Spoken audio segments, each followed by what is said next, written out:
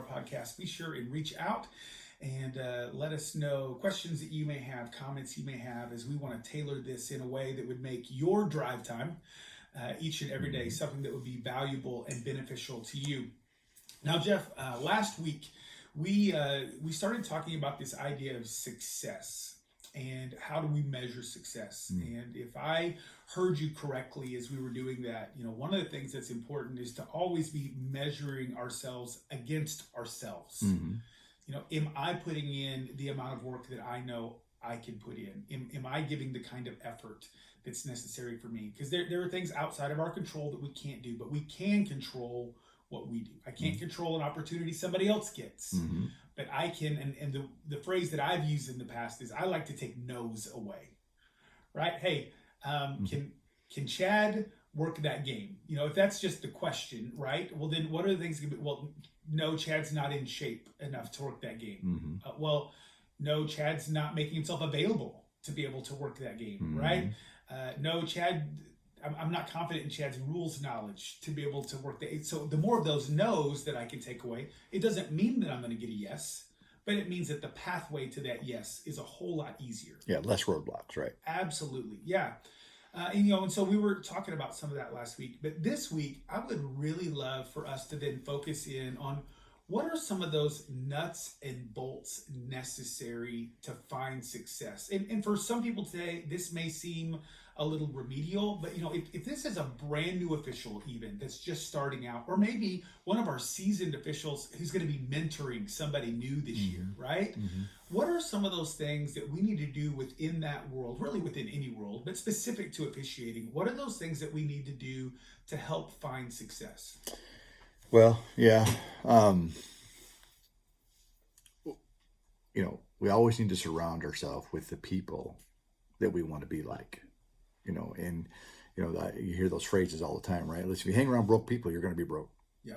You hang around people that drink alcohol all the time, you're going to drink alcohol all the time. That's just the way it is. So I think one of the first things, the nuts and bolts is you got to find a group. We started, remember the very first podcast where we talked about, we each have a group of people that we call before and after games and, during the season. So you've got to find those people, and however that may be. And I know you use a phrase or a concept, and I'm probably going to butcher it. So I'll let you say it, but I'm going to try and say it first. You always want to be around people that are where you were, where you are, and where you've been.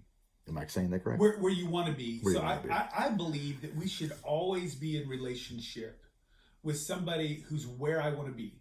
Okay. So like we talked in our first podcast about a meeting that Jeff and I had at a Barnes & Noble in Bradley, Illinois. And we sat down, and like I said, Jeff had seen me officiate a couple times at his local high school, but that was about it. We'd met at a couple association meetings, talked about finding a group, right? But I knew that Jeff had answers about college women's basketball officiating that I didn't have. And I knew that he did things that seemed really amazing to me. And I didn't know if I could ever get to that level, but I knew that working college basketball was something I wanted to do. So Jeff was somebody who was where I wanted to be. And so I engaged Jeff in conversation.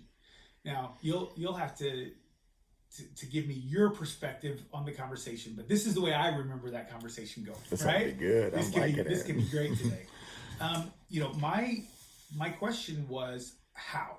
That was my first question. How do I do this? Right? And Jeff talked less about the how and more about the why. Why do you want to do this?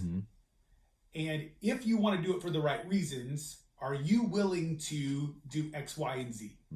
Right? So he sent me away from that meeting with 3 pieces of homework. And I don't know if you remember what that homework was or not. I probably don't. But you sent me away with that homework, and one of the pieces of homework was to get a hold of a NCAA rule book and case book, right? And begin learning that, to grab a mechanics manual, that kind of thing.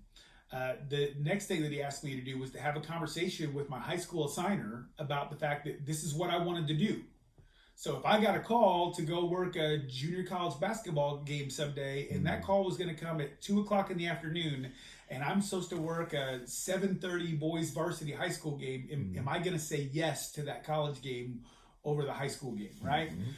There was another piece that went into that, but I went away from that meeting, and within 6 hours of that meeting, I had done everything on my list, and Jeff had told me to email him when I had done them, and I did it, and I still remember the response that I got back from Jeff was kind of like, really? Like, really? You did it? And I found out later that there are people that come talk to Jeff all the time about wanting to do this, right?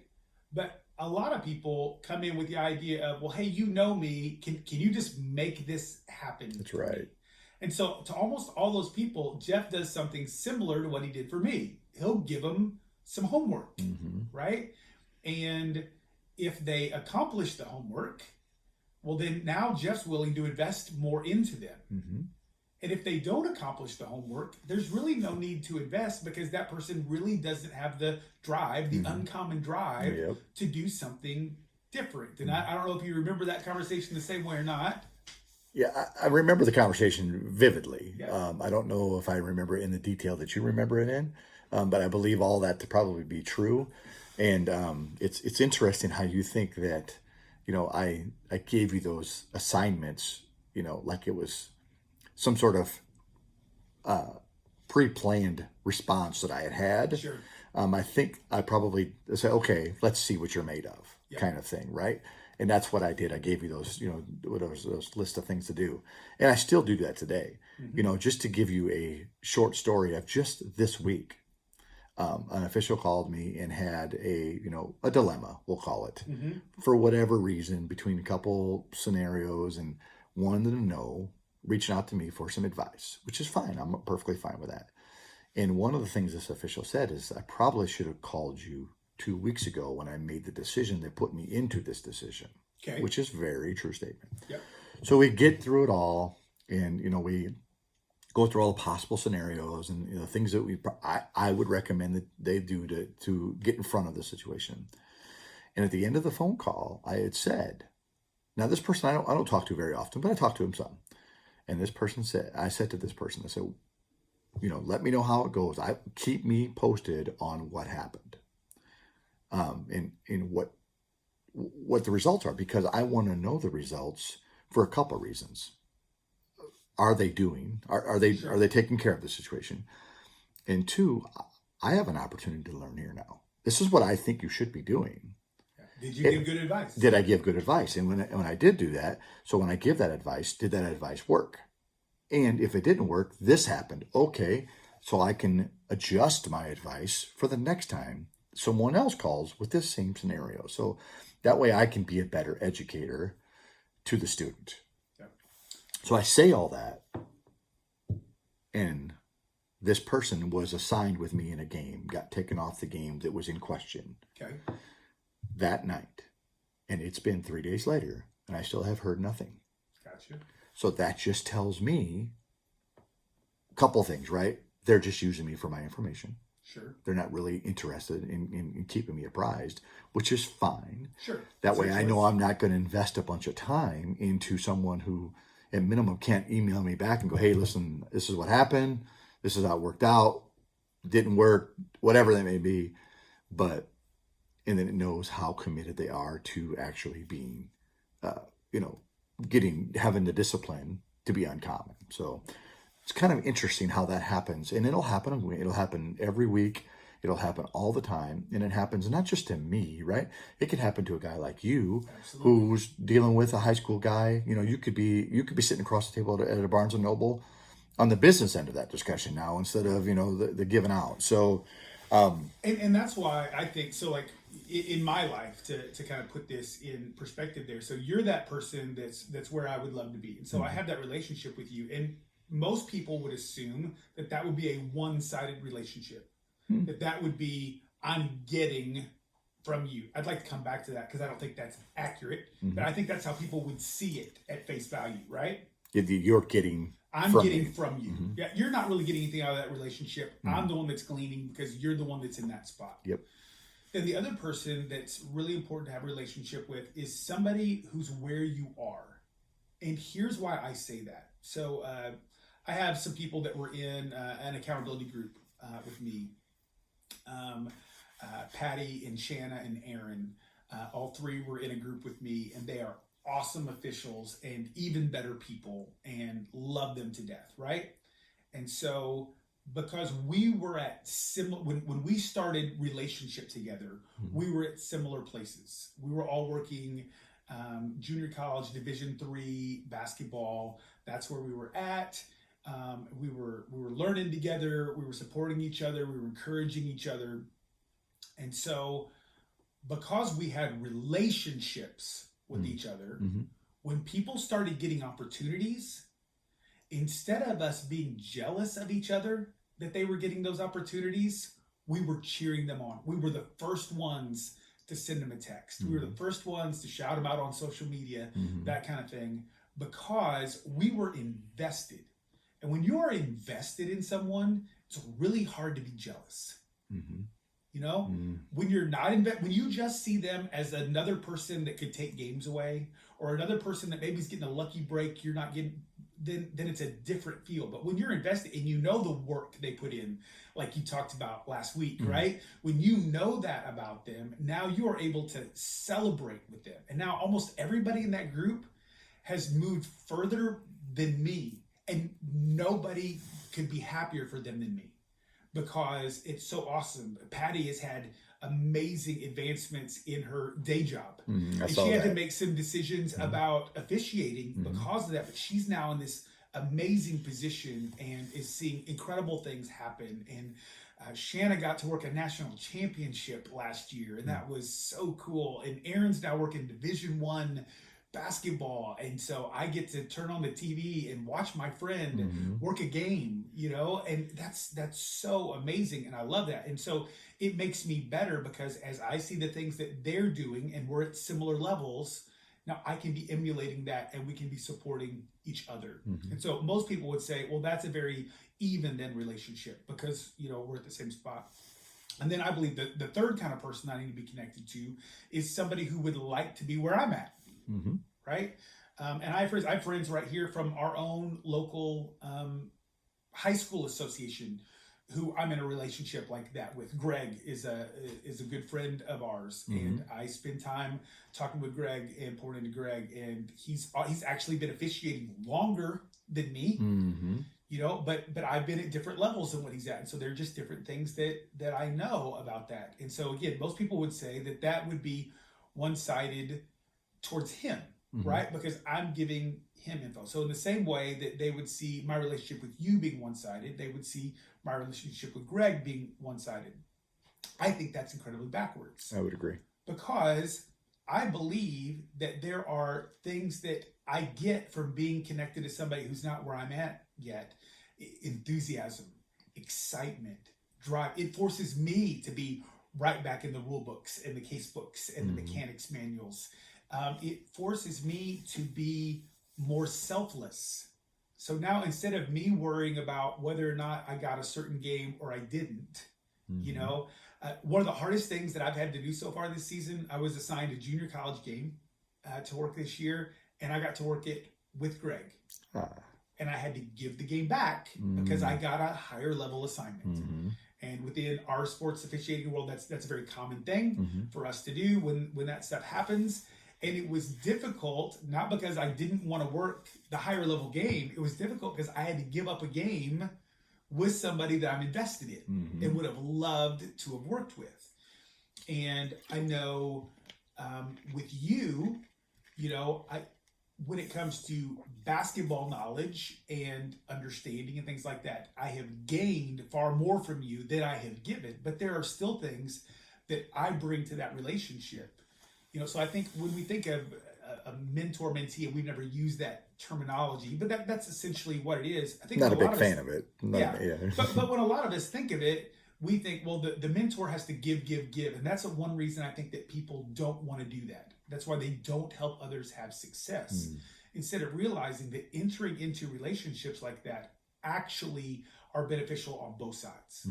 Yeah. And, the great thing about being with, connecting with someone who wants to be where you're at, they not only do they bring the excitement, but they bring in questions that you've heard a million times in a different way. And then when they bring it in a different way, it gets you thinking instead of, okay, I know the answer to this one, right?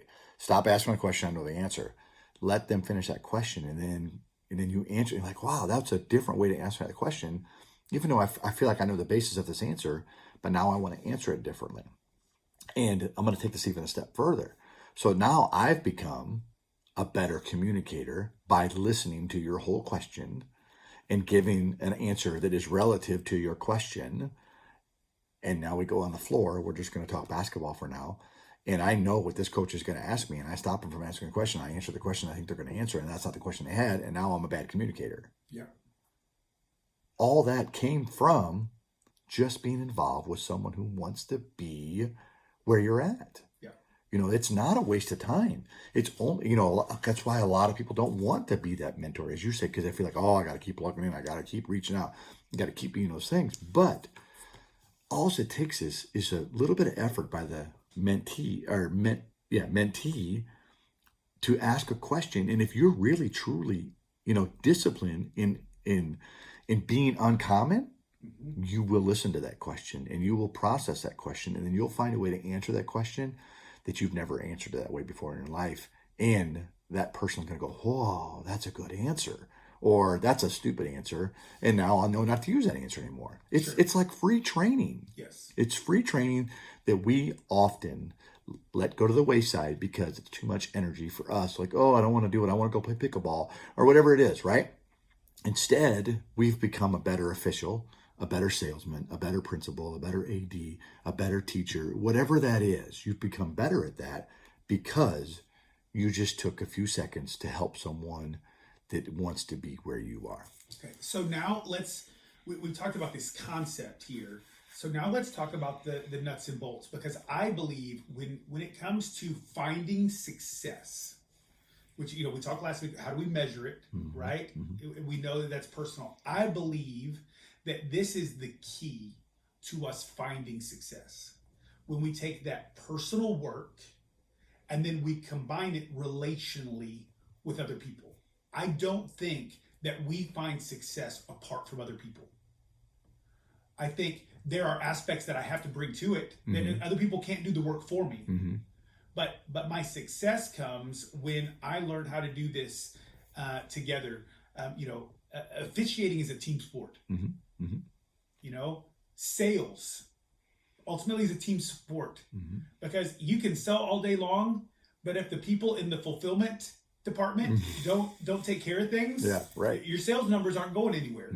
If the people in shipping can't take care of it, you're in trouble. You know, and so officiating is a team sport, I believe. And so let's talk just a little bit about the nuts and bolts. You brought up you got to find a group. You got to find people. How do you find the right people? Because there's groups everywhere. Yep. How do you think you find the right people? Well, as I've said many, many times, if we're always looking for, because I believe this group, this, nuts and bolts, right? We'll call it nuts and bolts. Your first instinct is to find a group of other officials. And your immediate instinct is to find a group of, if you're working on basketball, you want to find a group of basketball officials. And your immediate instinct is to find a group of basketball officials that work Division III basketball like yourself. That's all you want to do, right? When really we're missing the chance of finding a group that maybe has something to add besides Division III refereeing. Maybe they're a second year person working in elementary games. Maybe that's a person that needs to be in that group. Maybe there's someone who doesn't referee anymore, but has in the past, and is seeing some backstage stuff that's happening. Oh, okay, I can learn from that. And then maybe it's someone just a good friend. And I've always said this, and I'll continue to say this.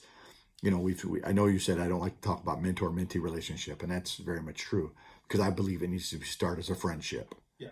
And I want to touch on that because it needs to start as a friendship, because there's going to come a time when the mentor needs to tell the mentee, you're not very good. Mm-hmm. You didn't do very well that day. Yeah. And that's going to come better from someone who is your friend than it is for someone that you hear from once a month about telling you this is what you got to do to get to a certain spot. Yeah. And if we don't do that, we don't find friendships, and it's just hard for the longevity of the mentor-mentor relationship. Well, how long was he or she your mentor? About a year. Why? Well, they stopped. We weren't friends, whatever that may be. If you become friends, now I'm not saying you got to be, best friends, singing Kumbaya together all the time, but you at minimum have to be friends, good enough friends to where if you speak the truth, they're going to hear it both ways. Yeah. When that mentee says to you, hey, Jeff, it didn't look like you did very good that game. You got to be able to hear those things, and it's not going to help you if you hear that from, like you said, one person that you heard from once a month. Go, oh, yeah, this person can tell me I'm no good. No thanks. So I think the nuts and bolts of it is, it's not, we can't you can't build your group with a bunch of screwdrivers. Okay. They got to be a wrench, a Phillips screwdriver, a hammer. There's going to be all different kinds in order to make you more well-rounded. And if those people, those 3 or 4 people that are surrounding you, they're all going to be more well-rounded by that same thing. So, yeah.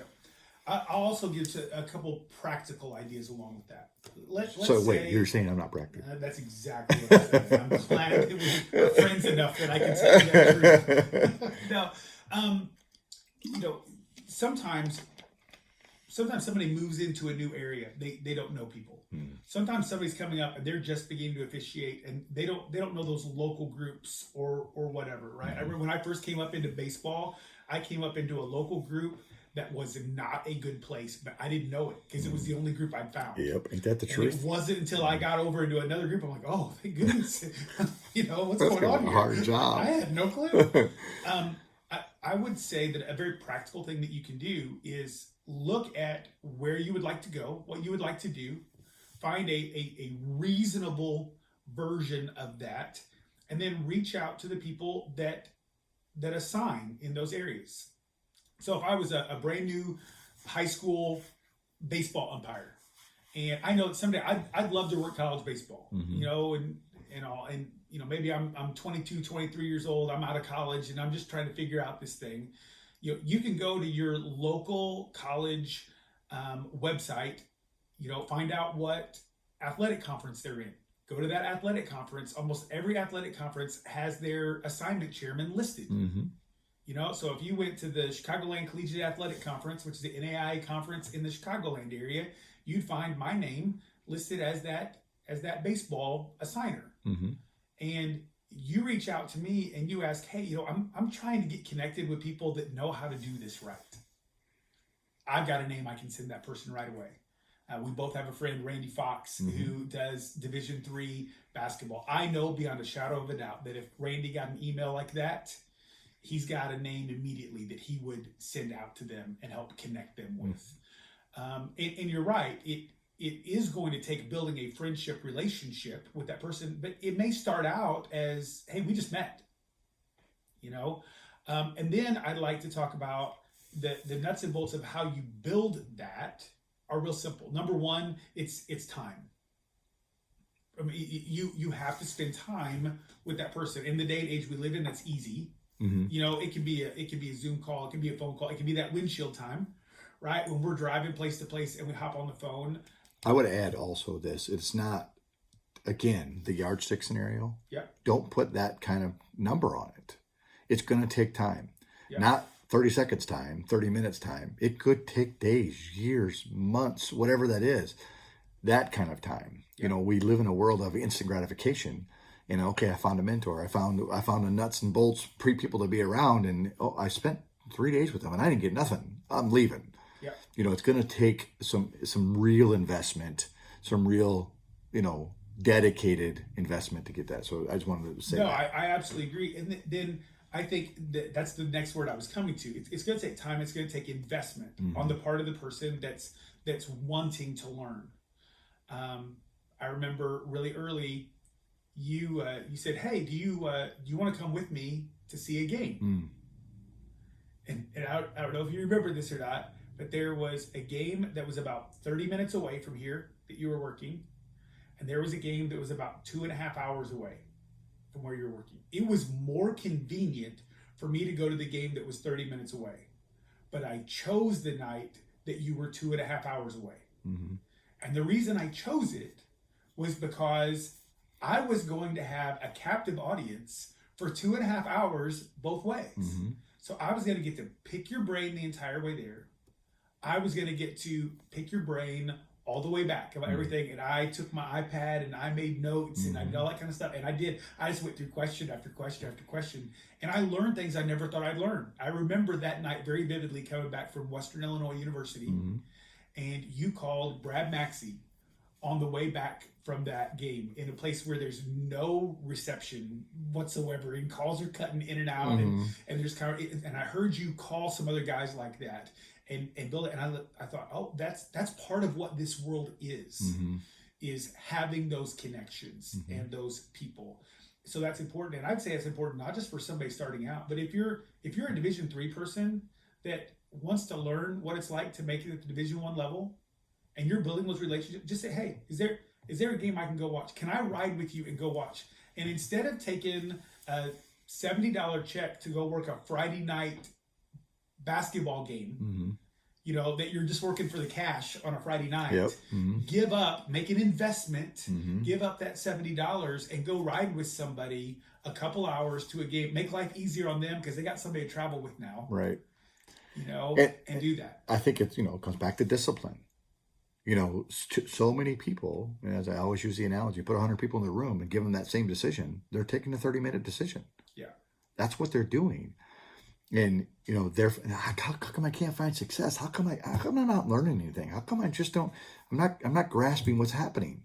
Well, because you took the 30-minute route instead of the 2.5-hour route. Well, we'll round trip an hour to 5 hours. Yeah.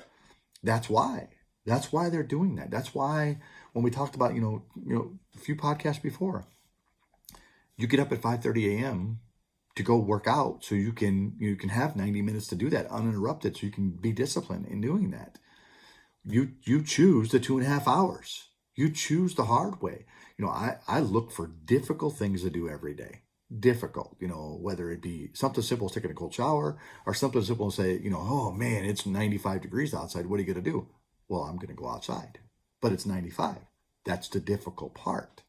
And you find much more satisfaction in that. And then you were able to, you can only speak to this, but did you find more satisfaction in the 5 hour give and take than you would have for the hour? You may have learned not as much, by the time we just started getting in a deep conversation, pulling up to your house, you're out of here.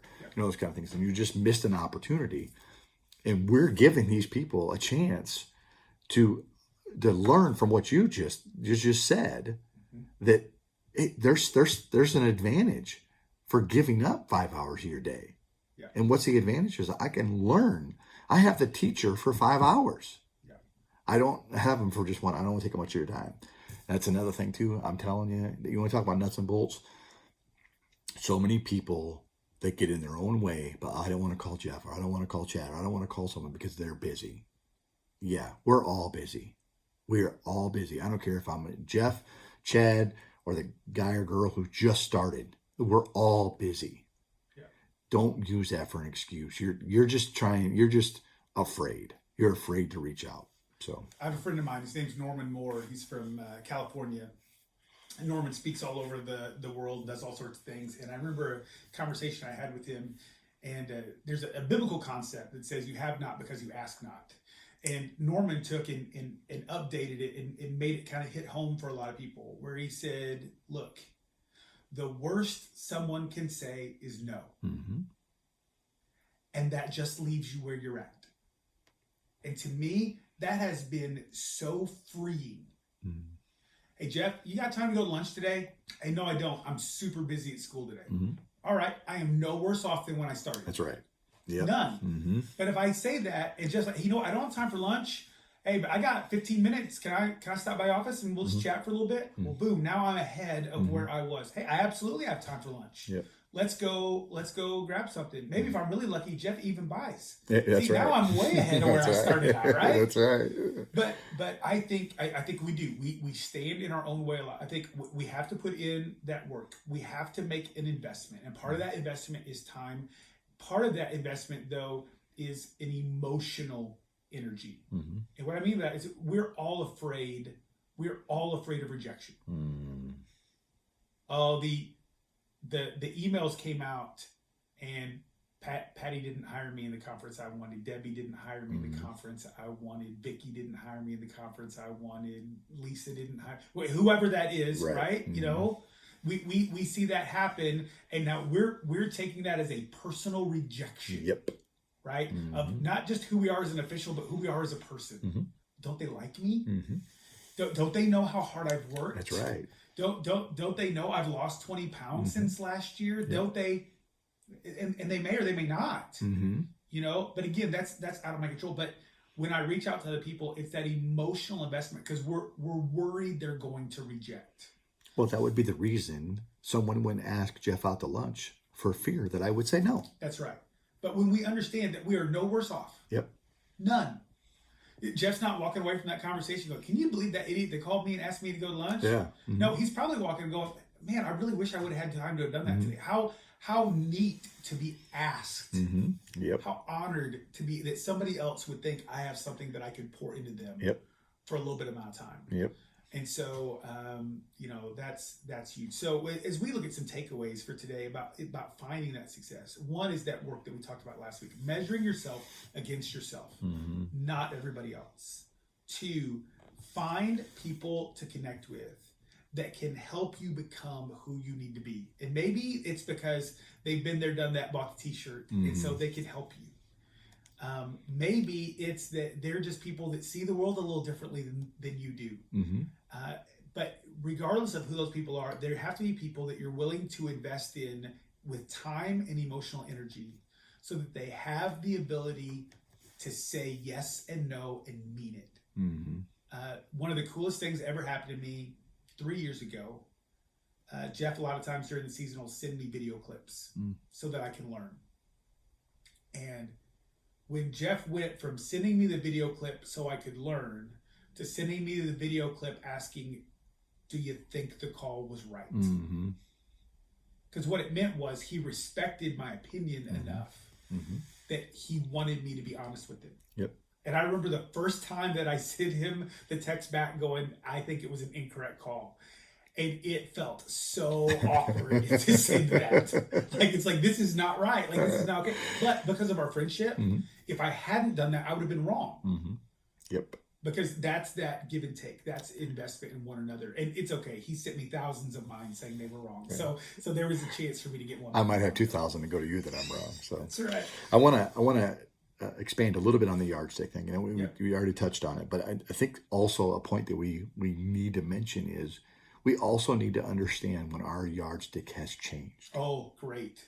Yes. You know, if we put ourselves at whatever that measurement is, and you keep going about your business, and meanwhile your yardstick has changed, and you figure out why did I stop elevating? Because you're missing your chance to stretch, to bend, not break.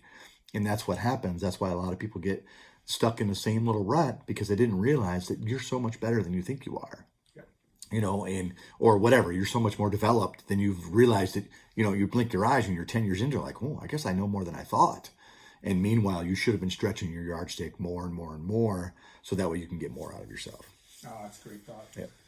We hope that you have found this helpful as you are approaching your season, as you're digging into to exhibition games and all that kind of stuff that's going on. We hope that you're applying this. I hope you're looking for people that you can pour into. I hope you're looking for people to build relationships with, because officiating is a team sport. And we have an uncommon drive to do it the right way. That's right. See y'all next week. I like that. Yeah. How far did we go there? Oh, 35. That's perfect. Yeah.